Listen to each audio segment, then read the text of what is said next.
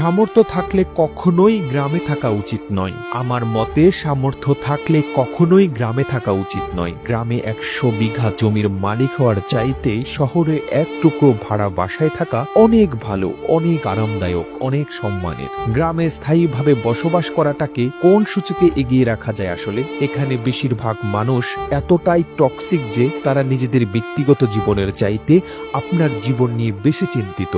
আপনার চুল বড় কেন, অনার্সে পড়া সত্ত্বেও মেয়ের বিয়ে দেয় না কেন, 25 বছর বয়সেও আপনি বেকার কেন, আপনার কোনো ব্যাচমেট বা আপনার সমবয়সী কেউ যদি বিদেশে গিয়ে লাখ লাখ টাকা কামায় তাহলে আপনি এখনো পড়াশোনা করছেন কেন? এসব আজগুবি বিষয় নিয়ে তাদের অনেক টেনশন। গ্রামের সব থেকে বোকা মানুষটাও শহরের মানুষকে এক হাতে 3 বার বিক্রি করতে পারবে।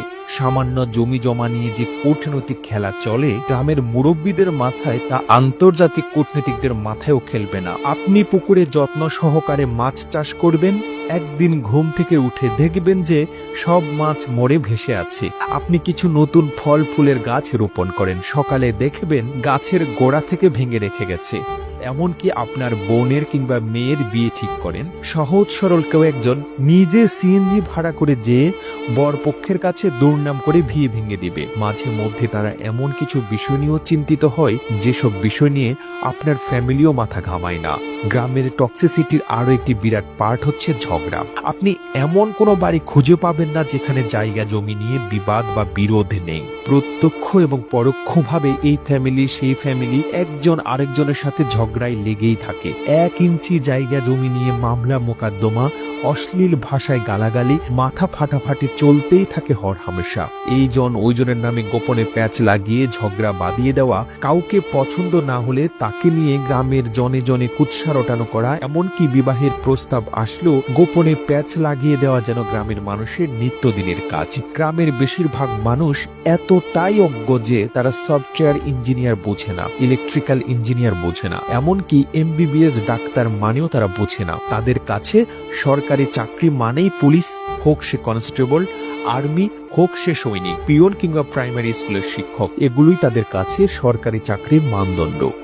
একজন নার্সকে তারা যেমন ভাবে ডাক্তার ভাবে, তেমনি ভাবেই একজন সরকারি মেডিকেল MBBS বা অন্যান্য ডাক্তারি ডিগ্রিধারীদেরকেও তারা একই রকম মনে করে। তাদের কাছে আপনি সরকারের কততম গ্রেডের চাকরি করেন তার চাইতে বেশি ইম্পর্টেন্ট আপনি প্রাইভেট জব করেন নাকি গভর্নমেন্ট। আপনি প্রাইমারি স্কুলের পিয়ন হলেও হয়তোবা তারা মেয়ে বিয়ে দিতে চাইবে, কিন্তু যদি শোনে আপনি প্রাইভেট কোম্পানির চাকরি করেন, সে চাকরি যতই ভালো হোক তারা আমতা আমতা করবেই তাদের কাছে। আপনার উচ্চ শিক্ষা গ্রহণের চাইতে আপনার যে বন্ধু SSC পরীক্ষার পরে সৈনিক, কনস্টেবল কিংবা বিদেশে লেবারে কাজ করতে গিয়েছে তাদের দাম অনেক বেশি। আর টক্সিসিটির সবচেয়ে বিরক্তিকর আরেকটা পার্ট হচ্ছে গ্রামের চায়ের দোকানগুলো। প্রতিটি চায়ের দোকানে চায়ের কাপে চুমুকেই উঠে গীবত দিয়ে, যেখানে কার বউয়ের বাচ্চা হচ্ছে না, কার বউ কার সাথে কথা বলছে, কার ছেলে মেয়ের বিবাহ হচ্ছে না থেকে শুরু করে রাজনীতি, অর্থনীতি, খেলাধুলা কিংবা হাসিনার পালানোর দৃশ্যগুলো নিয়ে আজগুবি গল্প বানানো। কোনোটারই গবেষণা বাকি থাকে না, যার অধিকাংশই আবার গুজব। গ্রামের মানুষ যে কি চিজ, পরনে লুঙ্গি আর আলাভোলা একখান হাসি দেখে কাউকে সহজ সরল ভাববেন না। তামাম দুনিয়াটা মেলা ক্রিটিক্যাল, ডিপ ফোকাস না করলে টের পাবেন না।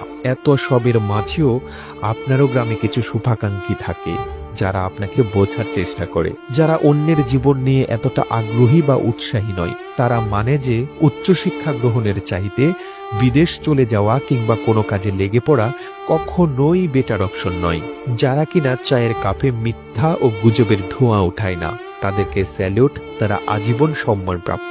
কথাগুলো বলার উদ্দেশ্য কাউকে তিক্ততা বা কাউকে কষ্ট দেওয়া নয়। ভার্সিটি পড়ুয়া বা আমার বয়সে অনেকেই হয়তো বা কথাগুলো রিলেট করতে পারবেন। ঠিক তেমনি আপনার সাথে ঘটে যাওয়া আপনারই গ্রামের এমন কোনো ঘটনা থেকে থাকলে আমাদের কমেন্ট করে জানাতে পারেন। আমরা পরবর্তী ভিডিওতে আপনার গল্পটুকু তুলে ধরব বিশ্ব বাংলায়। আর এতক্ষণ আপনাদের সঙ্গে ছিলাম আমি, আপনারাও ছিলেন বিশ্ব বাংলায়। এভাবেই সঙ্গে থাকুন, আমরা তো ফিরছি নতুন নতুন প্রতিবেদন নিয়ে। একই সাথে আপনি বাংলাদেশের কোন জেলা থেকে এই ভিডিওটি দেখছেন আমাদের কমেন্ট করে জানান। আমরা পরবর্তী ভিডিওতে আপনাকে ধন্যবাদ জানাতে ভুলব না। এতক্ষণ বিশ্ব বাংলার সাথে থাকার জন্য